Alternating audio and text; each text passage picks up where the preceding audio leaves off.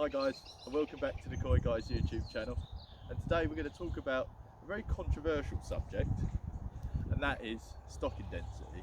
I know, before everybody starts hammering in formulas and densities and whatnot, I just want to say my piece on the matter, because there's a lot of misinformation that gets bandied about on, forums and even in books.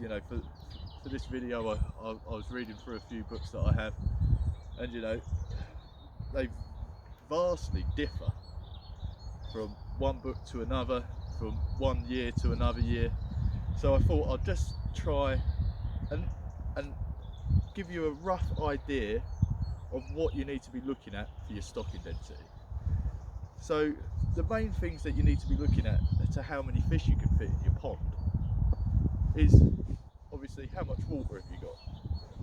If you've got a square foot of water, then you can't put any fish in there. But that's not the only limiting factor, because that's what the formulas only equate for. There's so many more variables that these formulas and a lot of people don't take into consideration, such as aeration, biofiltration, solid filtration. All these variables play a huge role in how many fish you can support. Later on we'll go into the tank room, and we'll have a look at just how many fish I have in a tank, and they're healthy, happy and growing. So you can have two exact same ponds built next to each other, same size that is, but you can have varying components.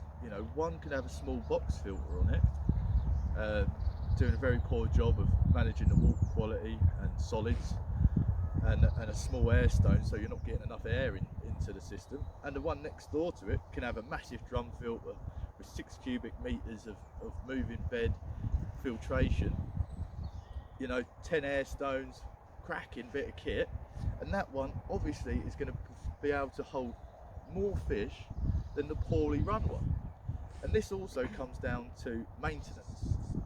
You can scrap them two ponds, then you have two exact same ponds with the exact same components, but matey next door doesn't maintain his pond very well. He doesn't keep up with regular maintenance, regular cleaning, proper feeding regime, where your pond is ran very well with regular maintenance, proper cleaning of the filter, changing of the UV bulbs and so on. You can see how these variables can build up into your favour of having a higher stocking density in one pond than another. Let's go and have a look in the tank room to showcase the actual point that I'm making. Come on, let's go. So here we are in the tank room, guys, and as you can see behind me we have a tank full of fish between 4 and 7 inches. There's roughly about 490 fish in this tank, and it's a 3,300 litre tank.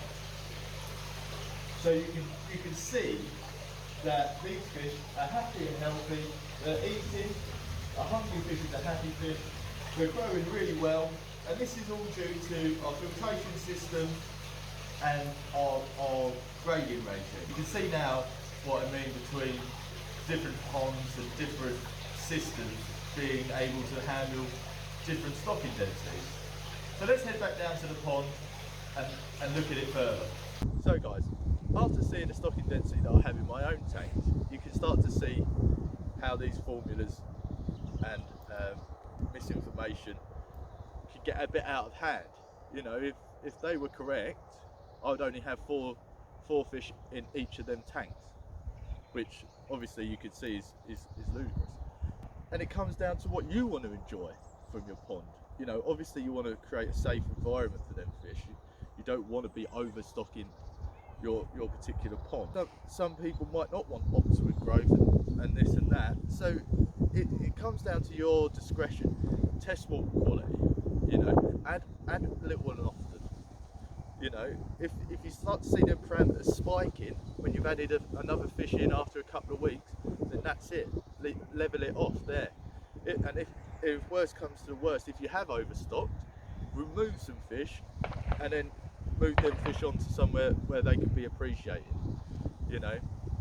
Use your own common sense and your own judgment to work out how your pond is going to react to them fish being in there.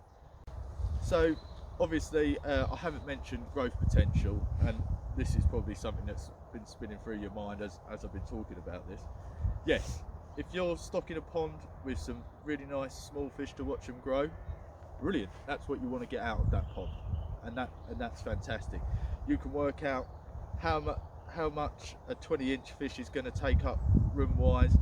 See, again, going back to it, use your judgment, work it out. If you're going to put 20 fish in there and you want them to grow to a certain size and you've only got 2 square metre pond, that pond's probably not going to be the right size for them fish to get up to that size. But if you want to grow on them fish to a certain size, move a few on and keep your favourites, then that will work for you. So remember guys, key points to take away: not all ponds were built equal.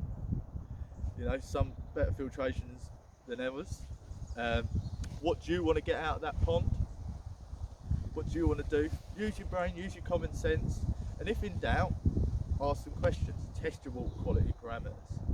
You know, get in touch with me and I'm sure I could point you in the right direction. But as always guys, don't be coy. Cheers. Oh bloody Jesus Lord. Alright, let's go.